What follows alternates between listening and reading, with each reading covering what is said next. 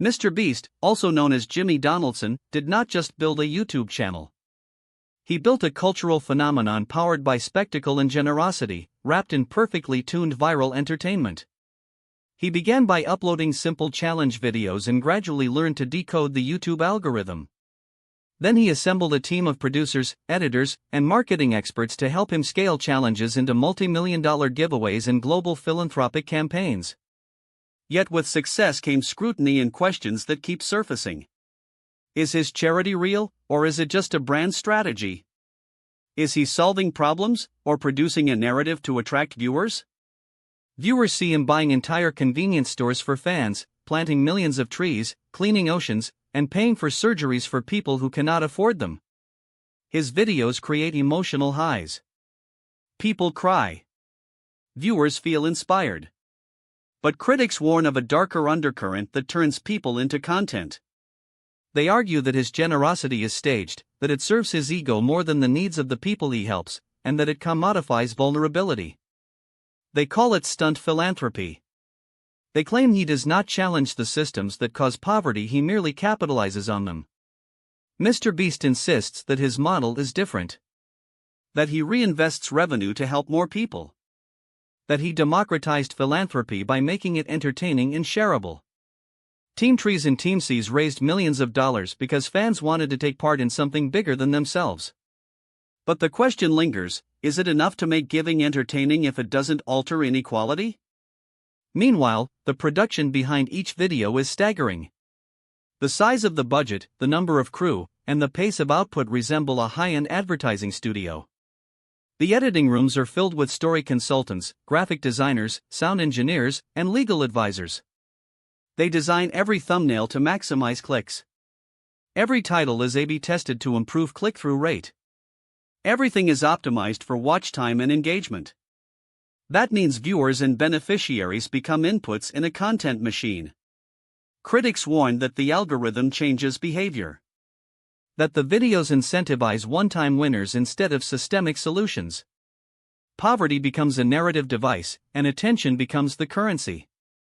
For instance, the video paying for 1,000 cataract surgeries drew praise for restoring sight. But some suggested it overshadowed the systemic healthcare deficiencies that made people blind to begin with.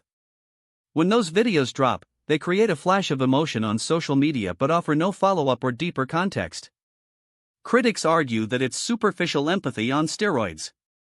On top of this, MrBeast expanded his empire with Beast Games, his reality TV-style competition on Amazon Prime. The show promised contestants large cash prizes but turned into a controversy when participants reported unsafe conditions, unpaid work, physical injuries, and psychological stress. They filed class action lawsuits alleging violations of labor law and mistreatment. This raised broader questions. When digital giving turns into televised entertainment, does goodwill become exploitation? Former staff described the work environment driven by perfectionism, discipline, and emotional manipulation. They say that Jimmy demanded perfection with little margin for error. That mistakes could lead to public shaming or termination. They spoke of long hours, high pressure, and minimal empathy. Despite this, many employees defended the mission, saying they believed in the goal of scaling giving. But others characterized the environment as toxic. This duality lies at the heart of the MrBeast paradox. His fans see generosity. His critics see manipulation. At a business event in Los Angeles in mid-2025, his CEO said, "We can do good while doing well," pledging to improve safety and transparency in future seasons of Beast Games and reaffirming long-term brand deals that fund giveaways. But the criticisms remain. Various controversies have made headlines. A promotional video shot at a sacred archaeological site without permission drew backlash from authorities. Accusations of cultural appropriation surfaced when Feastables chocolate was marketed as Mayan-approved, a claim later debunked. This episode highlighted the risks when branding collides with cultural sensitivity. There was also an incident involving a controversial AI thumbnail generator tool, offered to creators, which was criticized for mimicking other creators' branding in thumbnails. Many creators spoke out. The tool was removed, but the controversy highlighted ethical questions about AI usage and creative ownership. In addition, the snack brand Feastables was sued over trademark infringement of a flavor name that had been used previously. The lawsuit required a product rename and settlement. This underscored how viral marketing sometimes gambles with legal boundaries. All of this has affected public perception. Some sponsors paused their relationships. Fan sentiment cooled in some demographics. Critics warned that his image of altruism may crumble if controversies escalate.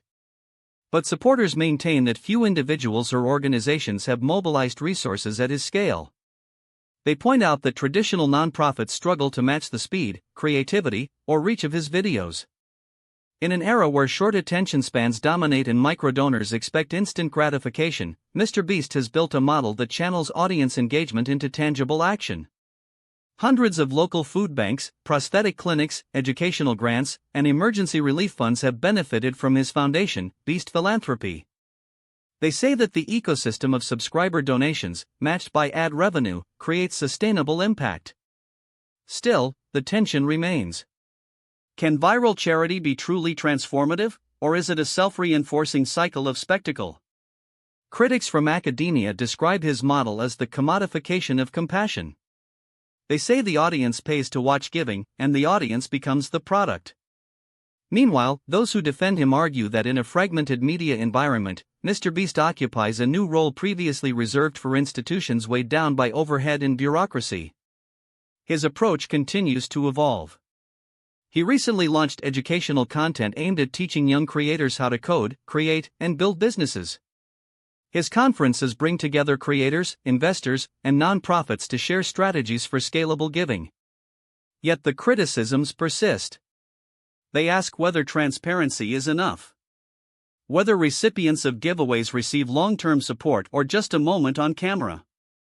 They question whether influence should always be monetized. Whether attention should be earned or sold. They wonder what happens when the person behind the camera becomes the face of salvation. In the ecosystem he created, attention fuels generosity, and generosity fuels content, a feedback loop that can amplify good but also amplify error and arrogance. Maybe that is the central lesson of the MrBeast story.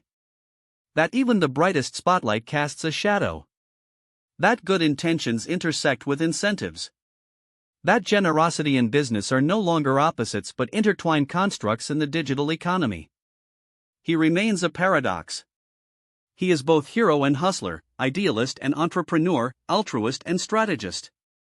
He pushes boundaries of what giving can look like in a media-saturated world.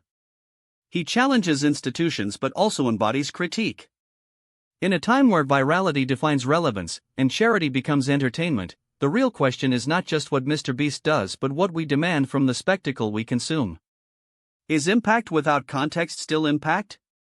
If giving is content, and content is currency, who holds the responsibility? What do you think about this? Leave your opinion in the comments section.